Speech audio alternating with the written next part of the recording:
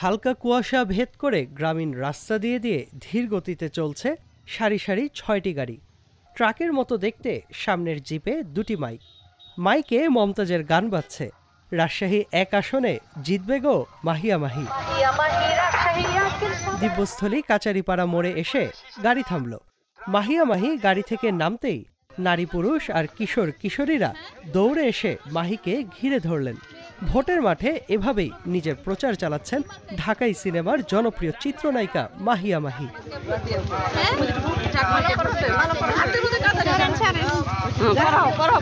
রাজশাহী ১ গোদাগাড়ি তানোর আসনের গ্রামে গ্রামে ঘুরে মানুষের সঙ্গে কুশল বিনিময় করছেন ট্রাক প্রতীকের স্বতন্ত্র প্রার্থী মাহিয়া মাহি। বাদ পড়ছে না ক্ষুদ্র নৃগোষ্ঠীর পাড়াগুলো। সেখানে গিয়েও মাহি নারীদের জড়িয়ে ধরছেন, বাচ্চাদের কোলে নিয়ে আদর দিচ্ছেন আর চাইছেন ভোট।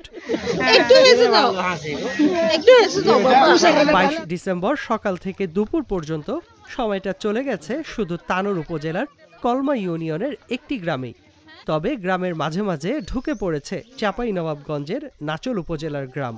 নির্বাচনী এলাকা না হলেও মাহিকে গাড়ি থেকে নামতে হয়েছে মানুষের ইচ্ছাতেই।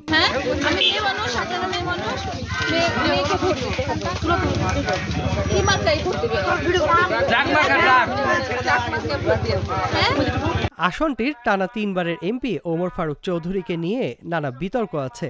তাই জনগণ ট্রাক মার্কায় ভোট দেবে বলে মনে করছেন মাহিয়া মাহি। তিনি বলেন, আজ আমি এসেছি কলমা ইউনিয়নে। এটি বর্তমান এমপির বাড়ির এলাকা। তার অবস্থানটা কোথায়? কলমা ইউনিয়নে এসেছি, যেখানে এক্সিস্টিং যিনি এমপি ছিলেন সেই এমপির বাড়ি এই এলাকাতে, এবং আপনারা ঘুরে আপনারাই বুঝতে পারছেন যে তার অবস্থানটা এখানে কোথায়। তো তার প্রতিবেশীরাই তাকে পছন্দ করে না, তাই এখানেই তার জনপ্রিয়তা নেই।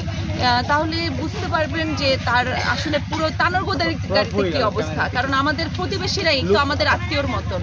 তো এই আত্মীয়রাই যদি আমাকে পছন্দ না করে তাহলে জায়গাটা কোথায়? আরেকটা বিষয় হচ্ছে, সে বিভিন্নভাবে আমি যা দেখছি সোশ্যাল মিডিয়াতে এবং বিভিন্ন বক্তব্য আমি শুনতে পাচ্ছি, বিভিন্ন জায়গায় অপপ্রচার চালানো হচ্ছে যে স্বতন্ত্র প্রার্থীদের জন্য যারা কাজ করবে, স্বতন্ত্র প্রার্থীদের পক্ষে যদি কোনো নেতাকর্মী কাজ করে তাদের ভিডিও করে রাখতে হবে, তাদের ছবি তুলে রাখতে হবে, তাদেরকে আইডেন্টিফাই করার জন্য বিভিন্ন ভাবে রাখতে হবে। এটা করে সে আসলে বোঝাচ্ছে যে সে কতটুকু ভীত সন্ত্রস্ত, কারণ হচ্ছে তার নেতাকর্মীরা তার কাছ থেকে চলে আসছে, এটা নিয়ে সে খুব টেনশনে আছে। দিব্যস্থলী থেকে চৈতপুর হয়ে তখনই বিল্লি বাজারের দিকে চলে গেল মাহির গাড়িবহর।